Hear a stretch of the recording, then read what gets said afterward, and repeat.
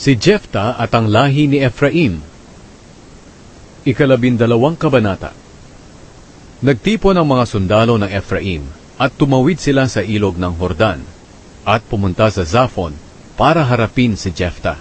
Nagtanong sila sa kanya, "Bakit hindi mo kami tinawag na makipaglaban kayo sa mga Amonita? Dahil sa ginawa mong ito, susunugin namin ang bahay mo na nandoon ka sa loob." Pero sinabi ni Jefta sa kanila, "Nang nakipaglaban kami sa mga Amonita, humingi kami ng tulong sa inyo, pero hindi nyo kami tinulungan.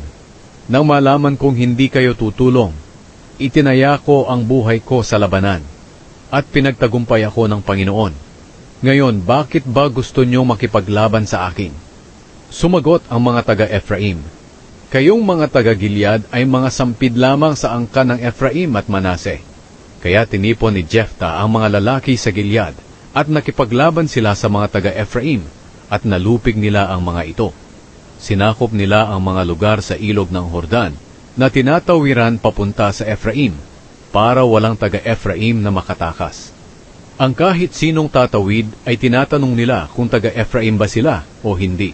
Kung sasagot sila ng hindi, pinagsasalita nila ito ng Shibolet, dahil ang mga taga-Efraim ay hindi makabigkas nito. Kung ang pagkakasabi naman ay Sibolet, papatayin sila sa may tawiran ng ilog ng Hordan.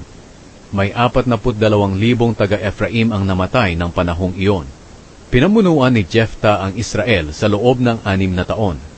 Nang mamatay siya, inilibing siya sa isang bayan sa Gilead. Si Ibzan, si Elon at si Abdon. Pagkamatay ni Jefta, si Ibzan na taga Bethlehem ang pumalit sa kanya bilang pinuno ng Israel. Si Ibzan ay may 60 anak, 30 lalaki at 30 babae. Pinag-asawa niya ang mga anak niyang babae sa mga hindi kabilang sa kanilang angkan. Namuno siya sa Israel sa loob ng 7 taon. Nang mamatay siya, inilibing siya sa Bethlehem. Ang pumalit sa kanya bilang pinuno ay si Elon na taga Zebulun. Pinamunuan niya ang Israel sa loob ng 10 taon. Nang mamatay siya, inilibing siya sa Ayalon na sakop ng Zebulun. Ang pumalit sa kanya bilang pinuno ay si Abdon na anak ni Hilel na taga Piraton. May 40 siyang anak na lalaki at 30 apo na lalaki, at ang bawat isa sa kanila ay may asnong sinasakyan. Siya ang namuno sa Israel sa loob ng 8 taon. Pagkamatay niya, inilibing siya sa Piraton, sa kabundukan ng Efraim, na sakop ng mga Amalekita.